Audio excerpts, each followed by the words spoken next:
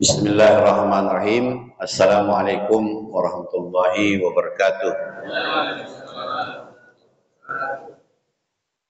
Alhamdulillahirabbil alamin. Wassalatu wassalamu ala asrafil anbiya'i wal mursalin wa ala alihi wa sahbihi ajma'in. Asyhadu an la ilaha illallah wa asyhadu anna Muhammadan abduhu wa rasuluh. Allahumma salli ala Sayyidina Muhammad wa ala alihi wa sahbihi ajma'in. Qala ta'ala fi kitabihil karim, a'udzu billahi minasyaitonir rajim, bismillahirrahmanirrahim. Wa aqimus shalah wa atuz zakah warka'u ma'ar rakiin. Shadaqallahul azim. Bapak-bapak dan ibu-ibu jamaah Masjid Paripurna Darul Aman, kita bersyukur pada Allah Subhanahu wa taala. Alhamdulillahirabbil alamin. Pada maghrib ini kita diberikan kesehatan. Mudah-mudahan dengan sehat ini badan kita dapat kita langkahkan kaki kita untuk ke masjid, dapat melaksanakan amal ibadah kepada Allah Subhanahu wa taala. Berselawat kita kepada Rasulullah sallallahu alaihi wasallam. Allahumma shalli ala Sayyidina Muhammad wa ala alihi wa sahbihi ajma'in. Assalamu alayka ya Rasulullah. Assalamu alayka ayyuhan nabiyyu wa rahmatullahi wa barakatuh. Bapak-bapak dan ibu-ibu yang Allah muliakan, seugianya malam ini Ustadz Samsul Rizal yang mengisi. Karena jadwal dia, mungkin beliau berhalangan, maka tadi imam masjid kita Ustadz Yasri minta kepada saya mengisi kekosongan. Mudah-mudahan amanah ini nanti dapat kita selesaikan sampai waktu sholat isya. Bapak-bapak dan ibu-ibu yang Allah muliakan, kita sekarang ini berada di bulan Isra ya, atau Mi'raj Nabi kita Muhammad sallallahu alaihi wasallam, yang pada malam ini sudah malam ke 28 ya.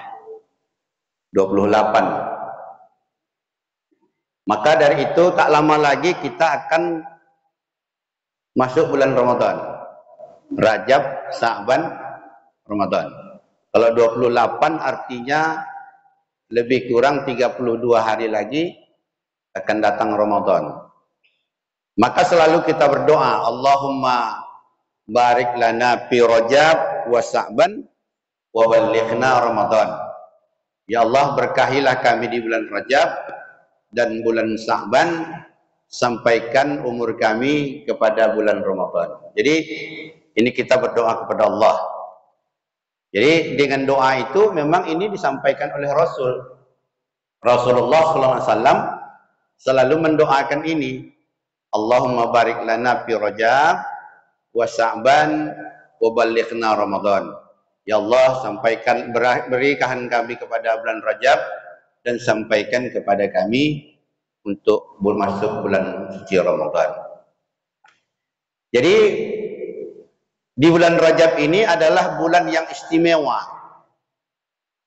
Karena di bulan Rajab ini adalah perintah melaksanakan sholat Isra dari Masjid Haram ke Masjidil Aqsa, kemudian dari Masjid Aqsa ke Masjid Palestina, dari Palestina langsung ke Sidratul Muntaha dan Mustawa, mendapatkan perintah sholat, yaitu 5 waktu sehari semalam.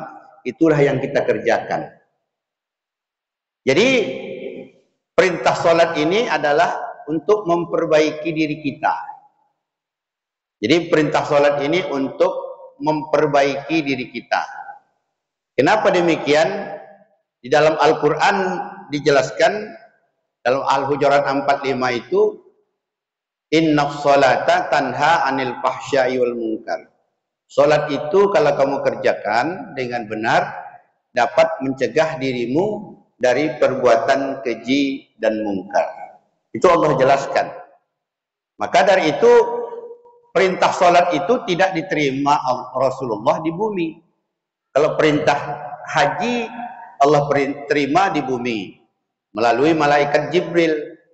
Perintah puasa Allah terima di bumi melalui malaikat Jibril. Tapi perintah solat langsung Allah Subhanahu wa taala menjemput Nabi, dan Nabi mendapatkannya di Sidratul Muntaha dan Mustawa. Ya, yaitu perintah solat. Maka dari itu, Bapak Ibu yang Allah muliakan, solat ini adalah tidak bisa ditinggalkan. Nah ini, solat ini tidak bisa diabaikan. Kalau tidak dapat kita solatnya berdiri, solatlah kita dengan duduk. Tak dapat kita solat dengan duduk, solatlah kita berbaring. Tak dapat kita solat berbaring, maka solatlah kita dengan isyarat. Tak dapat dengan isyarat, baru kita solatkan sama-sama. Sampai begitu. Ini kata hadis Rasul begitu. Nah, maka perintah solat ini tak bisa ditinggalkan. Tak dapat kita berdiri, kita duduk. Kemarin waktu saya umrah sekitar minggu lalu, pas kami tawaf waktu umrah yang kedua, habis sholat asar itu seharusnya kan 7 putaran itu kan cukup, itu harusnya, karena di situ ada 2,5 jam. Harusnya putaran itu cukup, tapi karena padatnya manusia, umroh sekarang di bulan Rajab ini, Sa'ban Ramadan ini kan padat ini. Maka pada putaran yang ke-7, belum habis yang ke-7 sudah masuk itu di Hijr Ismail, maka situ sudah tertahan, tidak bisa lagi bergerak. Padatnya manusia, maka solatlah kami pada saat itu, solat dalam keadaan berdiri saja. Coba, berdiri Pak. Nah, nggak bisa ruku, kalau ruku kena orang. Sampai begitu padatnya. Nah ini. Maka inilah sehingga ramainya sekarang Masjid Haram. Solat saja pun kalau tidak umpamanya tepat waktu kita datang, maka solat saja tak bisa, umpamanya ruku pun tak bisa, apalagi sujud. Sampai begitulah padatnya. Apa yang kita dapatkan bahwasanya perintah solat ini adalah perintah yang tidak boleh dilalaikan. Nah ini, makin pentingnya tidak boleh dilalaikan. Sehingga itulah dalam hadis kita baca, awwalu ma yuhasabu bihil abdu yaumal qiyamah as-shalah. Pertama nanti dihitung amal ibadah kamu itu solat. Jadi yang lainnya belum. Puasa belum, haji belum, zakat belum, infak sedekah belum, lain-lain belum. Ini kata hadis. Awwalu ma yuhasabu bihil abdu yaumal qiyamati shalah. Pertama nanti dihitung amal ibadah kamu itu solat. Iza saluhat, apabila solat kamu baik, saluhal amalu kulluhu, maka baiklah amal kamu yang lain. Nah ini makanya solat ini kita jaga. Nah ini.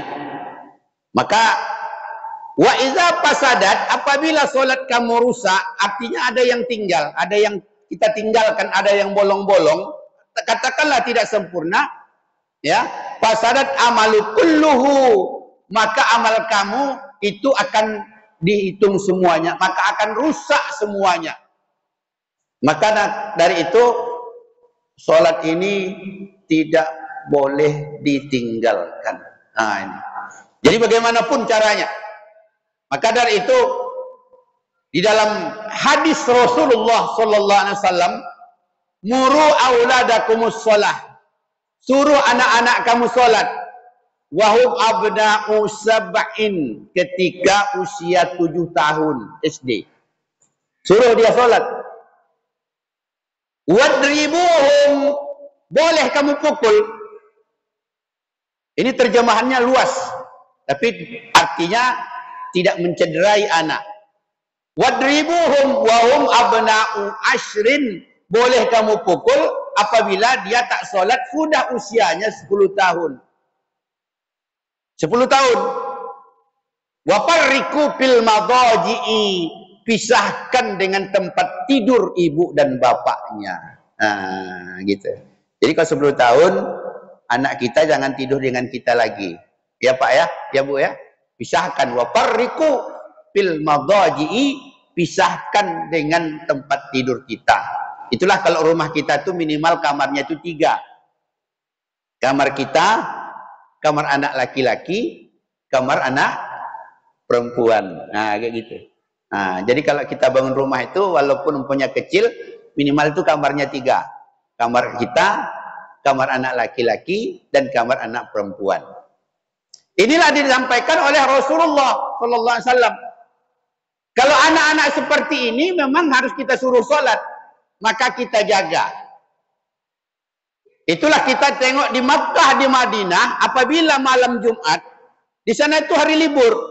Hari liburnya di sana itu di Saudi adalah Jumat Sabtu. Kalau kita di sini kan Sabtu Minggu kan liburnya.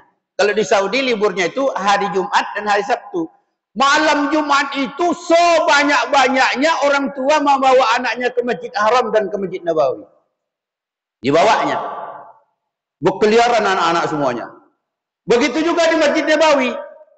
Tapi ketika sholat dikumandangkan, masing-masing memegang anaknya. Masing-masing menjaga anaknya. Nah, itu. Jadi anak itu di masjid tidak main-main. Anak itu di masjid adalah untuk sholat. Ketika telah sholat nanti silakan, tidak ada masalah. Lompat sana, lompat sini, tidak ada masalah. Anak-anak begitu. Nah, itu. Itulah kadang-kadang kalau di Mekah itu geram kita melihatnya ya. Anak-anak orang Arab tuh ya, karena di sana itu anak-anak yang perempuan umur TK itu belum pakai jilbab. Nah, cantiknya macam boneka kayak gitu. Nah, kalau kita kan anak di sini anak TK sudah kita kasih jilbab, di sana belum. Nah, itu. Nah, belum ada pakai jilbab anak-anak TK di sana. Anak-anak usia 5 tahun, 4 tahun. Nah, tapi sampai nanti sudah balik dia, tidak ada lagi alasan tidak pakai jilbab. Jadi inilah Bapak Ibu yang Allah muliakan. Maka sholat ini adalah hal yang penting. Nah, hal yang penting. Tak boleh ditinggalkan. Kadang-kadang ada orang mengatakan, Ustaz boleh mengqadha sholat. Imam Syafi'i mengatakan boleh. Sholat yang bagaimana diqadha itu? Sholat yang diqadha itu apabila kita tinggal sholat. Pernah dilaksanakan Nabi? Pernah. Bagaimana caranya? Waktu itu Nabi pulang perang. Ya, begitu pulang perang disampaikannya kepada Bilal bin Rabah, disampaikannya kepada sahabat lain. Kalian jangan tidur. Karena yang lain ini capek. Jaga waktu, jaga waktu. Ternyata bangunnya sudah kena matahari ke muka, lebih kurang jam 7. Kira-kira subuh ada jam 7 lagi. Enggak kan? Tak lagi. Seharusnya kan di situ sholatnya waktu duha. Kata Rasulullah, kalian berwudu, kita sholat. Sholat apa namanya? Mengqadha, mengganti sholat subuh. Tapi kita umpamanya kalau tak capek, tak malas, tahu-tahu malas-malasan tinggal sholat, rasanya bingung juga gitu kan. Iya kan? Ah, begitulah. Jadi maka Imam Syafi'i lebih merinci lagi, dia menerjemahkan ayat Al-Qur'an. Fadainullah ahaqqu ayyuqda. Jika ada utang kamu dengan Allah, maka wajib kamu bayar. Imam Syafi'i menerjemahkan ayat ini, fadainullah ahaqqu ayyuqda. Utang kamu sama Allah wajib kamu bayar. Kita kira utang kita dengan Allah apa? Nggak ada kaplingan tanah kita kredit dengan Allah. Ya kan gitu. Utang kita kepada Allah yaitu kewajiban kita kepada Allah. Apa itu sholat? Maka ulama Syafi'i menjelaskan bahwa boleh Ya, boleh ini ya. Boleh di sini bukan dibolehkan ya. Dibolehkan, bahasa boleh itu lebih kurang bahasanya ya.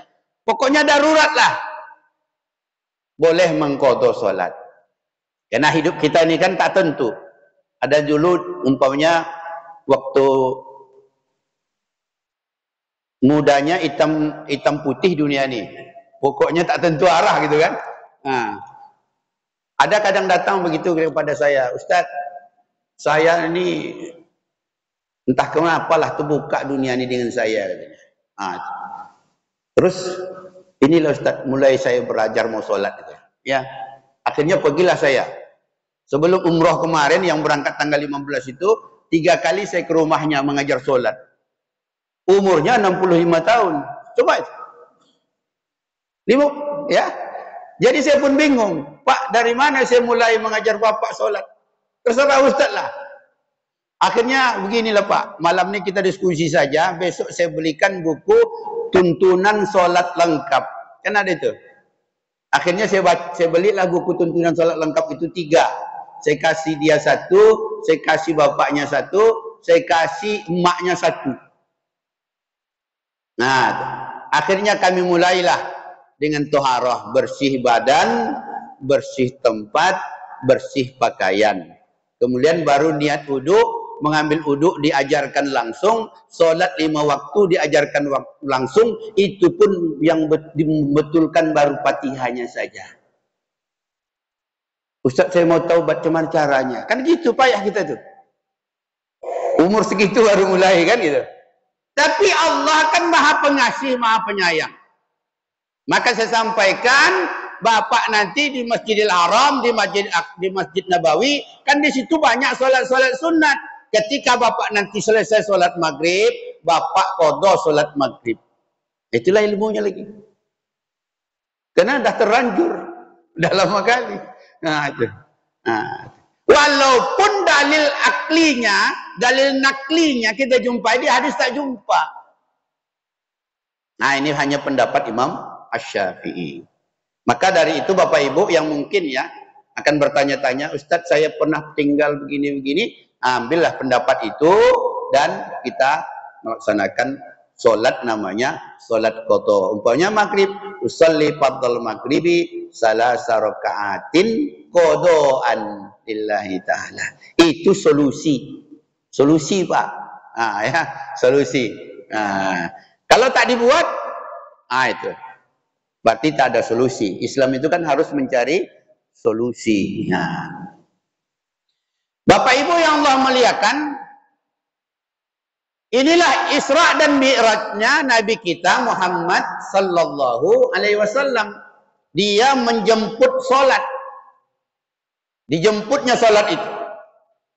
Ya, dijemputnya perintah salat itu bukan tanggung-tanggung. Dari Masjidil Haram ke Masjidil Aqsa, kemudian ke Sidratul Muntaha, langsung nanti mustawa, di sana berjumpa dengan Allah Subhanahu wa taala. Itulah ucapannya, at-tahiyatul mubarakatus salawatut thayyibatulillah. Segala penghormatan, segala kemuliaan untukmu ya Allah. Nah, itu. Nah. Ya, kemudian assalamu alayka ayuhan nabi, selamatlah engkau wahai Nabi Muhammad. Artinya Nabi Muhammad. Kata Rasul, tak cukup situ ya Allah. Rasulullah minta assalamu alayna, selamatlah kami. Coba luar biasa itu. Rasul ingat kepada kita umat. Assalamu alayna wa ala ibadikas sholihin. Selamat kepada kami dan orang-orang yang beramal saleh. Asyhadu an la ilaha illallah wa asyhadu anna Muhammadar Rasulullah. Itulah namanya syahadat Nabi dan syahadat Allah.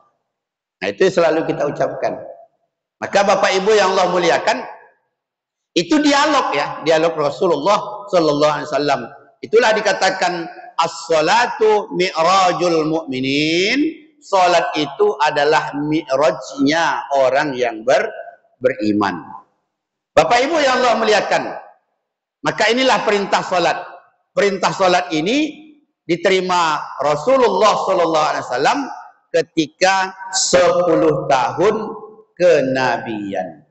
Jadi diangkat Nabi menjadi Rasul itu 10 tahun ke depannya baru datang perintah sholat. Jadi Bapak Ibu yang Allah muliakan, maka inilah sholat yang kita kerjakan. Sehingga kita mencari-cari bagaimana ibadah ini, ibadah sholat ini memberikan kesan kepada kita. Nah, itu. Kalau begitu kita cari yang terbaik. Bagaimana yang terbaik? Karena tadi kita sudah sepakat katakan Rasul, amal yang terbaik itu kita kerjakan adalah amalnya adalah sholat. Jadi amal terbaik itu sholat. Percuma kita beramal yang lain, maaf kita sholat tak kita kerjakan. Jadi amal yang terbaik itu sholat. Nah ini.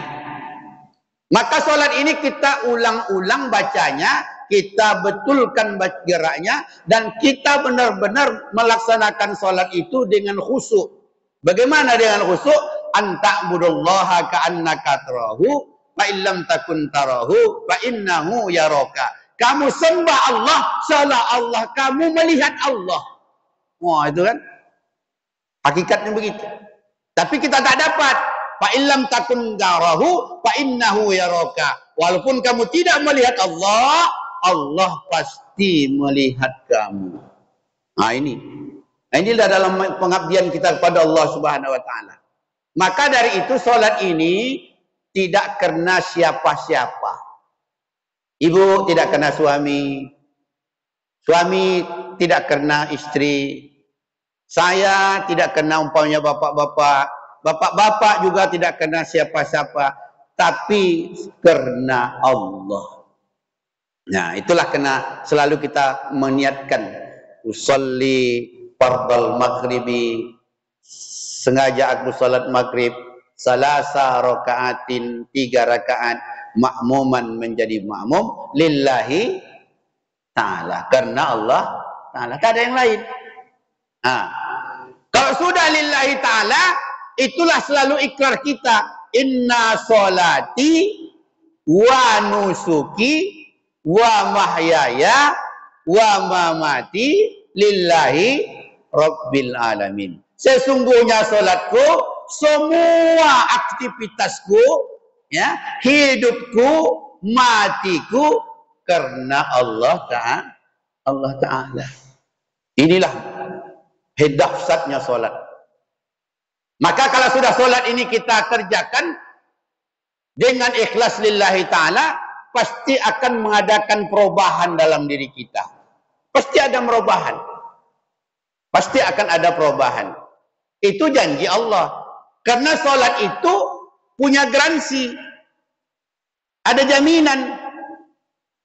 Apa jaminannya? Itulah yang kami katakan Al-Ankabut 45. Inna sholata, sesungguhnya solat yang kamu kerjakan, tanha, dapat membentengi dirimu. Anil fahsyai, dari perbuatan fahsya, wal mungkar, dan perbuatan mungkar. Apa itu fahsya? Fahsya itu adalah penyakit hati. Kalau ada sifat dendam dalam hati kita, perbaiki solat kita. Kan ada gitu Pak, kita dendam dengan orang. Nah, perbaiki solat kita lagi. Nah, apalagi ada iri hati. Kalau ada masih iri hati, perbaiki solat kita. Ceramah begini tak mempan. Tak mempan Pak diceramahi. Ya. Apalagi kalau ada umpamanya dalam hati kita bersangka, iri hati, sombong, apalagi takabur. Penyakit-penyakit rohani yang fahsya tadi, tolong kita perbaiki solat kita. Nah, solat kita perbaiki. Kadang-kadang kan mudah saja kita menyalahkan orang. Mudah saja kadang-kadang kita mencaruti, memaki orang. Kadang mudah saja kita menjas orang, kan gitu. Nah, ini kenapa? Ada yang belum beres dari solat kita. Bagaimana solat yang bisa membuat kita itu menghilangkan fahsya itu? Diajarkan oleh Rasulullah. Afdalus shalah awalal waktu. Salat yang bagus itu di awal waktu. Kalau bisa jangan tinggal takbiratul ula. Nah, kalau bisa. Nah, itu. Artinya tak masbuk. Kecuali Pak Epi lah ya. Pak Epi memang petugas dia. Nah. Jadi, ini kata Rasul. Nah, afdalus shalah awalal waktu. Salat yang baik itu di awal waktu, artinya kita kalau bisa tidak lagi mengulur-ulur waktu. Kan kadang-kadang kita ini banyak mengulur-ulur waktu. Kalau zuhur itu jam 12.30, kita sholatnya jam 2, kan itu ya Bu ya. Ada enggak kira-kira? Masih kan? Asar kadang kita sholat jam 5. Ya, apalagi Isya kadang-kadang kita sholatnya agak lama, jam 10. Subuh kadang-kadang udah agak terang matahari, udah agak terang rumah kan. Sengaja lampu itu dimatikan supaya gelap lagi dia gitu. Nah, gitu. Nah ini. Jadi ini kita perbaiki, kita pindah. Pindah kemana? Pindahnya sholat di awal waktu. Nah, kan gitu. Nah, inilah kita jaga. Namanya menjaga waktu. Kalau bisa, kita yang menunggu waktu, bukan waktu yang menunggu kita. Itulah kemarin kali saya melihat ya. Kenapa Masjid Haram itu ya Allah luar biasa. Kalau Jumat jam 9 tidak payah mencari tempat duduk pada itu. Ya, jam 9 pagi kita ke masjid. Tak dapat di dalam lagi dah. Nah, sudah susah kita mencari. Diarahkannya ke lantai 4. Di atas sana dinginnya Masya Allah. Ya. Siang-siang itu masih 18 derajat. Nah itu. Nah, ini. Sudah kenapa? Begitulah orang menunggu waktu. Jadi kita pun kalau ingin yang terbaik, bukan waktu mendatangi kita, tapi kita yang menunggu waktu. Nah itulah. Jadi kita umpamanya di sini kalau umpamanya subuh itu jam 4.55, jadi jam 4.30 itu kita sudah di masjid. Banyak amal yang kita kerjakan. Nah, begitulah seterusnya. Ini yang kita jaga. Yang kedua, memperbaiki sholat kita itu apa yang kita kerjakan?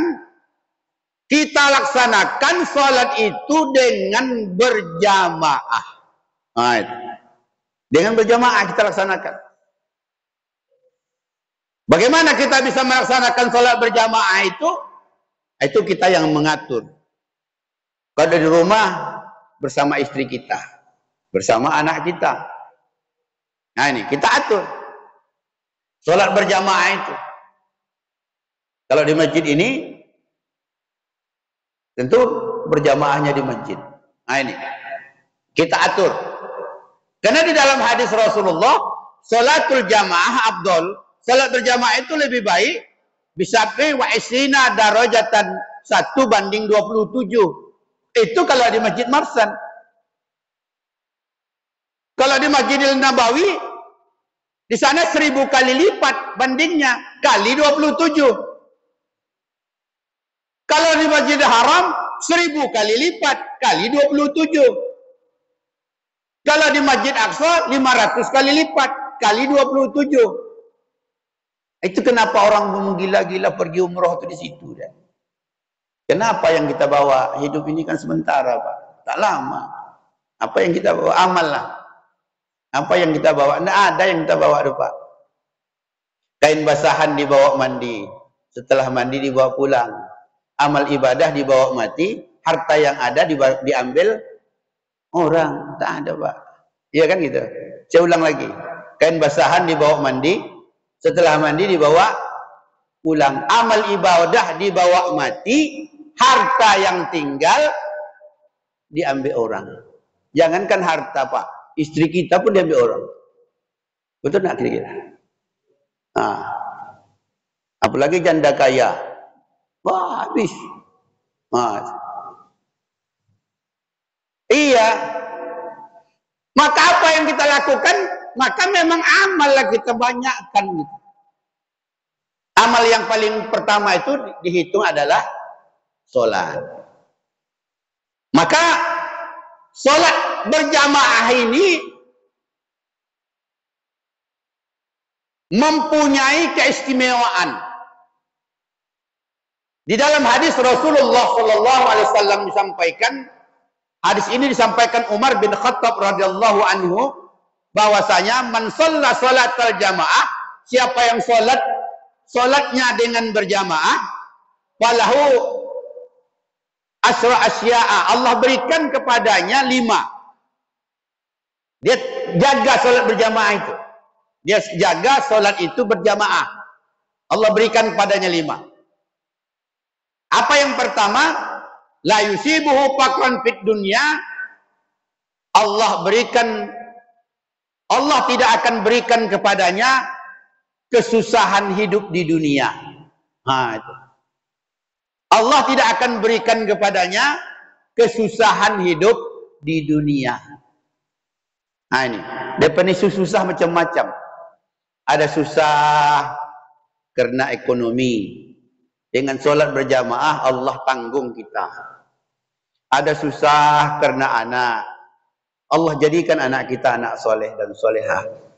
Macam-macam susah. Kalau ditanya nanti masing-masing kita ini ada susah gitu. Macam-macam susah. Ada susah disebabkan Allah diberikannya penyakit. Saya dulu Desember 2023, 2022, saya sudah khawatir, Pak. Waktu itu Pak Datuk sudah saya sampaikan jamaah. Hampir saya mengundurkan diri ketua masjid. Kena saraf terjepit. Pergi ke berobat ke Sensani 2 bulan. Tak selesai-selesai. 4 orang dokter. 1 laki-laki dokternya, 3 perempuan. Rajinlah saya ke sana. Akhirnya istri saya bertanya, rajin kali abang ke sana. Akhirnya tak selesai. Bu, saya bilang, ada nak lagi rumah sakit yang bisa mencari penyebab ini? Akhirnya pergi direkom ke Eka Hospital. Sampai di sana dokternya perempuan juga. Itu. Memang dokter saraf nih ya. Ya, mungkin supaya awak jangan saraf, mungkin gara-gara itu ya. Akhirnya dicari, bapak mau ndak di RMI masukkan terowongan dong. Dicari. Penyebabnya adalah lunas kelima ini adalah bermasalah. Lunas kelima pinggang itu bermasalah. Saya bilang apa obatnya? Obat tak ada. Kecuali bapak jangan mengangkat 5 kilo, lebih dari 5 kilo. Jangan mendorong lebih dari 5 kilo. Jangan menggendong lebih dari 5 kilo. Jangan mengangkat, mendorong, menggendong, menarik. Jangan lebih dari 5 kilo. Berarti kan saya ini harus jadi orang senang gitu ya. Jadi coba, tak boleh mengangkat lebih dari 5 kilo, menggendong lebih dari 5 kilo, menarik lebih dari 5 kilo, mendorong lebih dari 5 kilo. Tak boleh. Kemudian bapak harus terapi 3 bulan, 2 kali seminggu. Itu. Akhirnya terapi 3 bulan, sehat walafiat sampai sekarang. Sehat. Akhirnya itu pergi umroh, pergi umpamanya, alhamdulillah masih bisa berdesak-desakan dengan orang Turki, dengan orang Palestina, dengan orang-orang Eropa, masih bisa. Ini.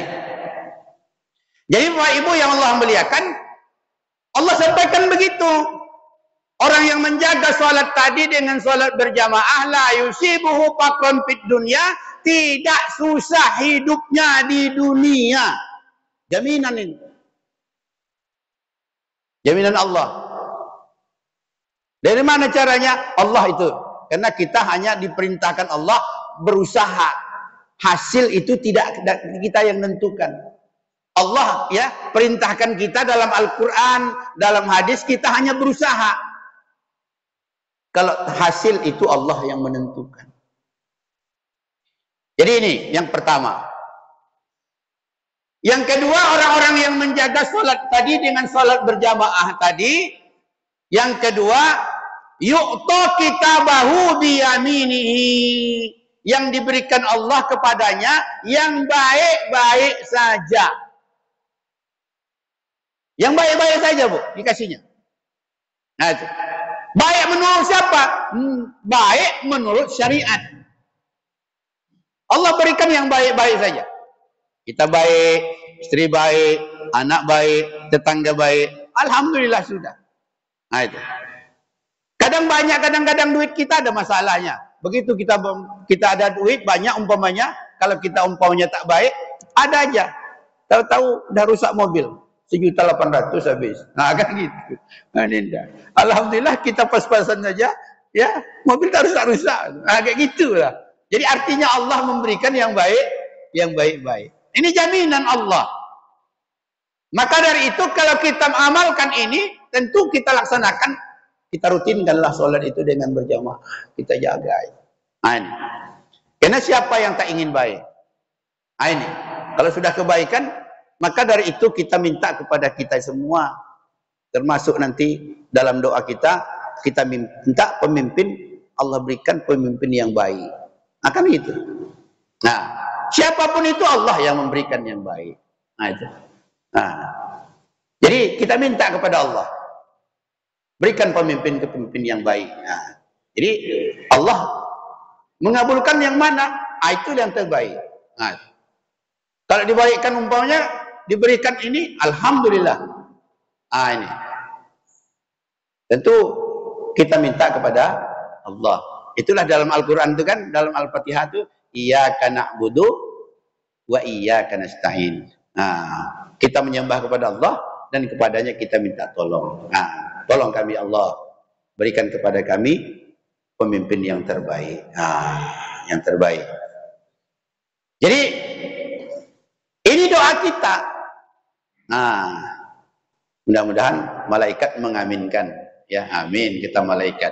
Kalau sudah malaikat mengaminkan, ammanal malaikata bima taqulun. Kalau sudah malaikat mengaminkan, insyaallah. Nah, yang terbaik. Itu yang kedua. Yang ketiga kata Rasulullah, orang yang melaksanakan salat itu dia kerjakan dengan berjamaah, yarfa'ullahu ta'ala anhu azabal qabri. Allah angkat siksa kubur. Karena siksa kubur itu ada. Nah, ini.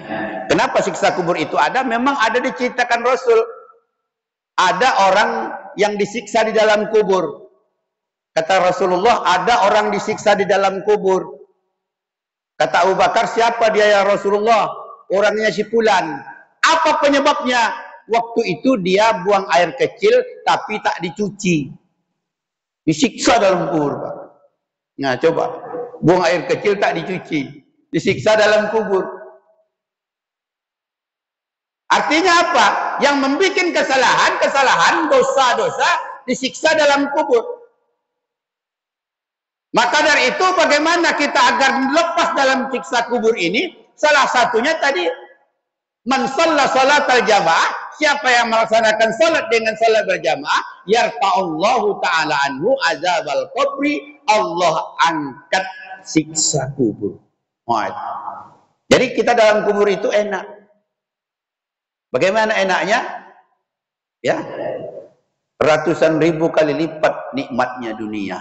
Kan gitu.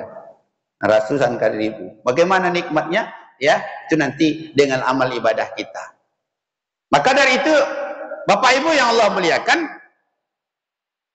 ini kita dapatkan salah satunya dengan berjamaah. Yang keempat kata Rasulullah sallallahu alaihi wasallam, orang-orang yang melaksanakan salat tadi, dia laksanakan salat itu dengan berjamaah,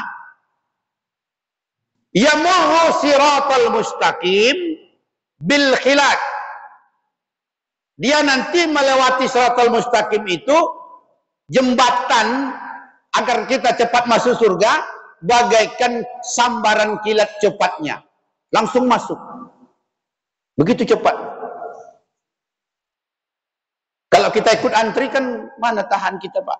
Kita bukan orang soleh, kita bukan orang alim, kita bukan baik. Tapi ada satu amalan yang kita jaga. kita ikhlas solat, melaksanakan solat berjamaah. Kalau kita mana tahan kita antri dari Nabi Adam sampai Nabi umat terakhir. Ya kan? Nabi-nabi saja antri 135.000 nabi. Coba. Antri di belanja aja agak-agak 50 orang pun pening kita. Ini 135.000, kalau nabi aja ikut antri, kita di belakangnya nomor 1. Mak, tak sanggup. Nabi aja 135.000. Nah ini.